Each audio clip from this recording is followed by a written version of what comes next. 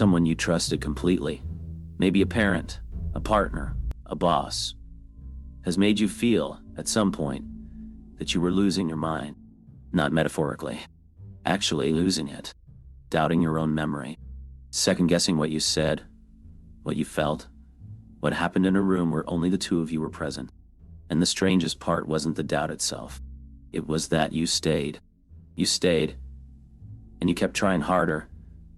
And somewhere in the back of your mind you suspected, knew, that something was deeply wrong, but you couldn't name it. That inability to name it wasn't an accident. This is not a script about bad people. It's about mechanisms. Specific, documentable, often unconscious mechanisms that certain people, knowingly or not, activate in others to gain control. What makes this disturbing is not that these mechanisms are rare. It's that they are universal. They work on everyone. They work because they are wired into the same psychological architecture that makes us human. Our need for connection, our fear of loss, our drive for consistency, our hunger for belonging. Manipulation is not magic. It's engineering. 6 levers. That's what we're examining. Not a complete taxonomy of psychological abuse, whole libraries exist for that, but 6 foundational mechanisms that appear in almost every documented case of coercive control, cult induction, and intimate partner abuse. They were identified not only by therapists working with survivors, though that evidence matters enormously. They were identified by social psychologists studying ordinary human behavior under ordinary conditions, which should unsettle you. Robert Cialdini spent years studying professional compliance practitioners. Salespeople, negotiators, fundraisers, people whose entire livelihood depends on getting others to say yes. His 1984 book Influence laid out 6 principles he called weapons of influence. He chose that word carefully. These weren't tools of persuasion in the neutral sense. They were shortcuts. Cognitive shortcuts that the human brain takes automatically, reflexively, without deliberate thought. Triggers that, once pulled, produce predictable behavior.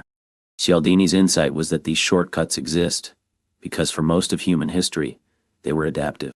They helped us survive. The problem is that certain people learn to exploit them. What Cialdini documented in sales rooms, researchers like Philip Zimbardo were simultaneously documenting in more extreme contexts: prisons, cults, wartime. Zimbardo's Stanford prison experiment, flawed as its methodology was, pointed at something real. Ordinary people, placed in specific social architectures, will behave in ways that would horrify their previous selves. They don't need to be evil. They need to be in a system that activates the right levers. The same current runs through Stanley Milgram's obedience studies, through Robert Lifton's work on thought reform, through Leon Festinger's research on cognitive dissonance. The machinery of manipulation is the machinery of ordinary psychology, turned against itself. This distinction matters enormously. We tend to explain manipulation by pointing at the manipulator, their narcissism, their malice, their pathology. And sometimes that's accurate. But it's insufficient. Because the lever doesn't care who pulls it. Reciprocity works whether you're a charity worker or a cult leader. Authority works whether the person claiming it is legitimate or fabricated. When we understand manipulation only as a character flaw in certain individuals, we miss the structural reality. These levers are built into us and they will respond to anyone who finds them. The first lever is reciprocity. It is perhaps the most primal. Every human society ever studied has some version of the obligation to return a gift. Anthropologist Marcel Mauss called it the gift economy. You give, I am now in debt, I must give back. This is so deeply wired into us that receiving something, anything, creates a felt obligation that is genuinely uncomfortable to carry. Abusers exploit this through what is now commonly called love bombing. An overwhelming early flood of gifts, attention, flattery, time. The gift is not generosity. It is debt manufacture. By the time the manipulation begins in earnest, you are already carrying a ledger you didn't choose to open. Leaving feels like theft. The second lever is commitment and consistency. Once we have committed to something, publicly or privately, we will go to extraordinary lengths to behave consistently with that commitment, even when new information suggests we should change course. This is the psychological mechanism behind the foot in the door technique. Get a small yes, and larger yeses become progressively easier. In abusive relationships, this manifests as incremental boundary erosion. The first request is small and reasonable, then slightly less small. Each compliance sets a new baseline. By the time the asks have become genuinely harmful, you have a long personal history of agreement. And humans, deeply, do not like to see themselves as inconsistent. The manipulator didn't force you. You chose, every step of the way. That's the point. The third lever is intermittent reinforcement, and it may be the most adhesive of all. B.F. Skinner demonstrated in the 1950s that variable ratio reinforcement schedules, rewards delivered unpredictably rather than consistently, produced behavior that is extraordinarily resistant to extinction. A pigeon pressing a lever that sometimes delivers a pellet and sometimes doesn't will press that lever obsessively, far more persistently than a pigeon that receives a pellet every single time.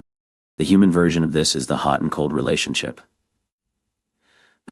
Warmth, then withdrawal. Praise, then contempt. Affection, then coldness. The unpredictability doesn't create distance. It creates anxious hypervigilance and compulsive pursuit. You spend enormous cognitive energy trying to decode what variable produced the reward, trying to find the pattern, trying to return to the good version of this person. The uncertainty itself becomes addictive. This is documented extensively in the literature on trauma bonding. It is not weakness. It is operant conditioning applied to human attachment.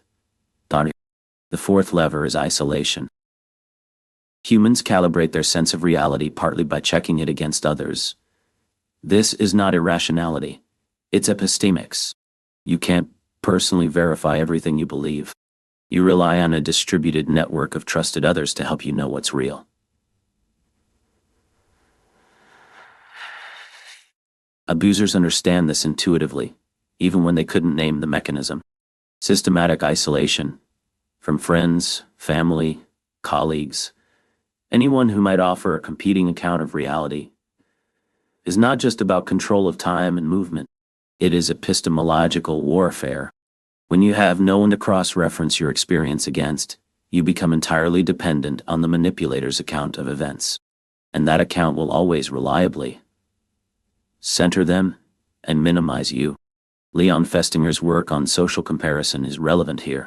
We compare our assessments, our feelings, our perceptions to those around us. When the only person around us is the manipulator, we are comparing against a compromised source. The distorted reality doesn't feel distorted because all of your reality checking is routed through a single node, and that node is controlled. The fifth lever is authority. Milgram's obedience studies, in which 65% of ordinary participants administered what they believed were lethal electric shocks to a stranger, because an authority figure instructed them to, remain among the most disturbing findings in social psychology. We defer to perceived authority, not just formal authority, titles and credentials, but claimed expertise, confident tone, the performance of certainty. In manipulative relationships, this deference is hijacked through gaslighting, the systematic undermining of another person's perception of reality. If the manipulator can establish themselves as the sole authority on what actually happened, on what you actually feel, on what is actually true, then your own perceptions become suspect. Your memories become unreliable. Your emotional responses become evidence of your instability, not data about your experience. Jennifer Freyd's work on betrayal trauma documents this precisely. The very people whose account you need to trust are the ones you've been trained to distrust. The sixth lever is manufactured scarcity. Cialdini's original framing was commercial, limited time offers, exclusive access, but the mechanism runs far deeper than marketing. Things become more desirable when they appear scarce or finite. This applies to relationships, to validation, to belonging. The manipulator who periodically threatens to leave, to withdraw love, to end the relationship, is activating the scarcity principle directly. Kahneman and Tversky's prospect theory demonstrated that humans weight potential losses roughly twice as heavily as equivalent potential gains. The person who says I might leave is not making a factual statement about their intentions. They are pulling a lever that has a 2-to-1 psychological multiplier built in. The threat is the mechanism. These 6 levers don't operate in isolation, and they are not confined to intimate partner abuse, though those contexts are where the mechanisms become most visible and most documented. They appear in workplaces where leaders use manufactured urgency and authority to silence dissent. They appear in friendships where reciprocity debts are carefully accumulated and cashed in during moments of vulnerability.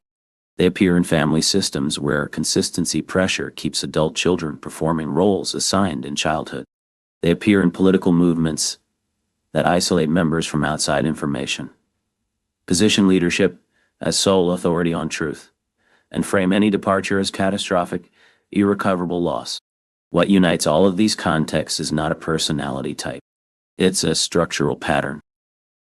Cult researcher Robert Lifton identified what he called milieu control, total management of the information environment, as the foundational technique in thought reform.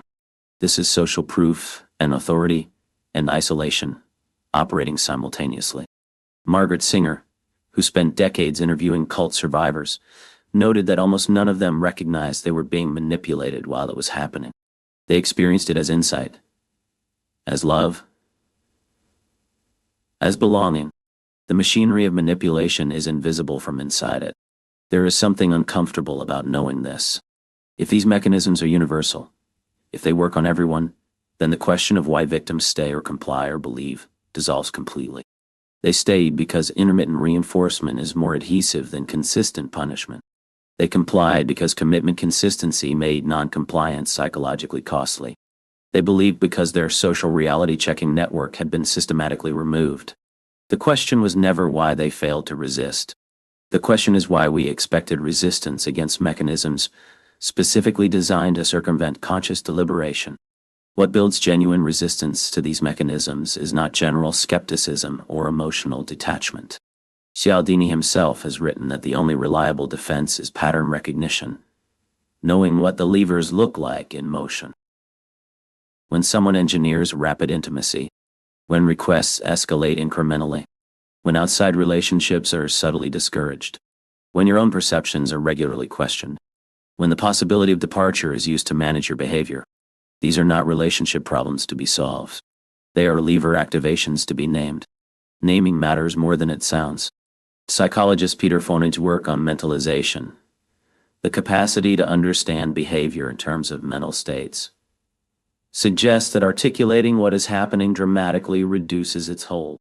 This is partly why trauma-informed therapy often involves extensive psychoeducation about these exact mechanisms. Not because survivors need to be taught that abuse is wrong, but because the fog lifts when you can call the fog by its name. Intermittent reinforcement becomes visible as a conditioning schedule, not as evidence that the good times are real and the bad times are anomalies. What stays with me about all of this is not the malice of manipulators. Some are calculating. Many are not fully aware of what they're doing. What stays with me is the thought that these 6 mechanisms are woven into the same psychological fabric that makes us capable of love, of community, of cooperation. Reciprocity built civilization. Commitment made promises possible. Social proof allows us to construct shared reality. Authority lets expertise be trusted. The drive to consistency keeps us coherent across time. The fear of loss is what makes anything worth keeping. And that, I think, is the genuinely unsettling thought. Not that some people are monsters, but that the door to manipulation is left permanently unlocked. From the inside, because closing it permanently would also close something we cannot afford to lose. The question is not how to become invulnerable. It is how to become literate. How to read the grammar of influence clearly enough to notice when someone is using it not to persuade, not to connect, but to move you like a piece on a board you didn't know you were sitting on. That distinction between persuasion and manipulation is not always clean, but it is real. And the more precisely you can see it, the harder it becomes to miss.